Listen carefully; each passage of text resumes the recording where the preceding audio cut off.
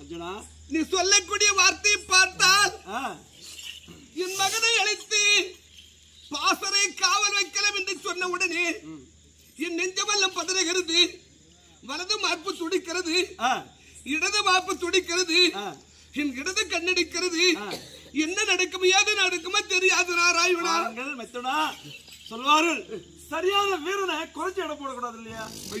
அந்த குளிக்கு பிறந்த பூனை ஆகுமா? என் மகனை அழைத்தே வேக வேண்டும். அழைத்து உங்க அண்ணாவுக்கு காவல் மட்டும், சண்டை ஒண்ணும் போட சொல்லல, காவல் மட்டும் அண்ணாவை காக்க வேண்டியது. அப்படியா? வேண்டது காவல்.